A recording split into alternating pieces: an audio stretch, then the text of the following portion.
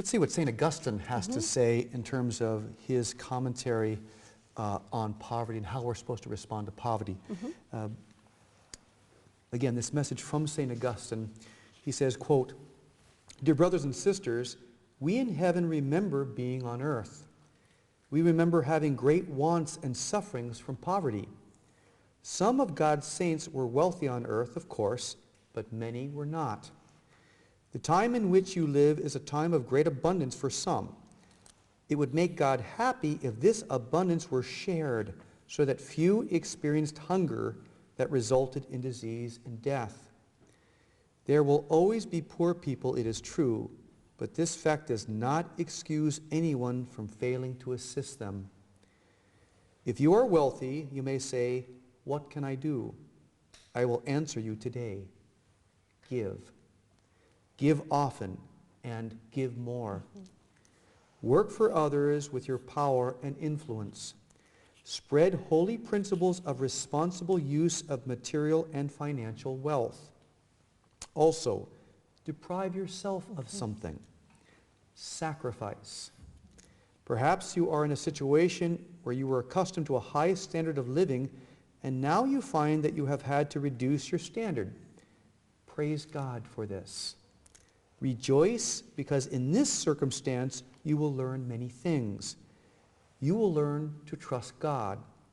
You will learn to have compassion for others. You will learn that not everything has to do with bodily comfort. In looking back at my time of service on earth, I am aware that the time of greatest growth for me was the time when I suffered. This is basic spirituality, of course, in that it is hard to become holy if you never deny yourself. In order to become holy, you must take up your cross. This cross can come in many forms, and the best response to the cross is always to pick it up and walk with it. Move.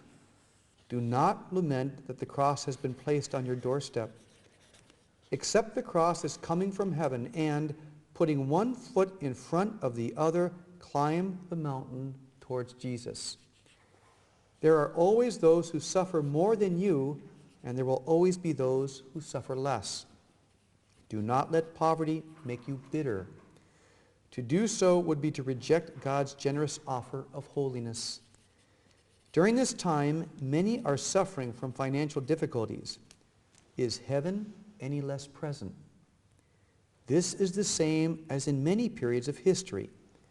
Be at peace in all circumstances around you, and you will find that God gives you what you need to serve him in each day. If you are hungry, offer this to God, even while asking him to provide you with more food. God will make you a saint quickly in these circumstances, and you will experience spiritual richness. If you have enough and you are not hungry, deny yourself food periodically.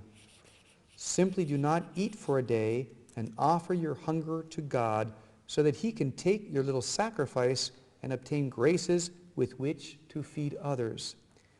Heaven will help you to understand God's will in either situation, either poverty or affluence. Profound words of St. Augustine.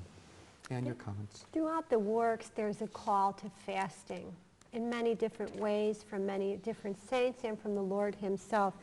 And fasting will give us, it helps everything. It helps clarity, it helps humility, it helps to suffer better if you fast. It's like suffering practice, really. Now, what they're saying, okay, the cross can come in many forms, and the best response is to pick it up and walk with it. He's saying, move, go in holiness, push forward, always forward, press forward in any circumstances. They say that every time has had these periods, like we keep saying, and so heaven is just as present in this time as it was in the last. And we certainly are more willing to allow heaven to be present when we have less. All the vocations come from countries with no money. That's very true. The money isn't helping us. We didn't do well. It seems that to me it was an unhappy marriage, wasn't it? Money with humanity. It just didn't go well. So, okay, we'll change things now. Okay, now, when people lose material things, money or security, it provides many temptations. One of them is a temptation to bitterness. People, we lay apostles, want to strive for acceptance, but I understand that acceptance is a process. So someone might say, I don't accept this, and then there's a temptation to reject holiness. Well, they shouldn't. They should say, yeah, I don't accept this today, but maybe with God's grace, I'll accept this in a week or a month or a year. And so they should say, Jesus, help me to have acceptance. People shouldn't be afraid because they can't get immediate acceptance. I wouldn't. I don't like reducing circumstances. It's hard for all of us. It provides opportunities but challenges. So bitterness is a temptation, and acceptance is a process. It's clear to me that what are you going to learn from? He says, reducing your circumstances. You learn to trust God. You learn to have compassion for others. And you learn that not everything has to do with physical comfort. I have seen people who have lost everything, and you know what they have that they didn't have before? Humility. You can't buy that, and you can't get to heaven without it. And he even says that God will make you a saint quickly in these circumstances. Yeah.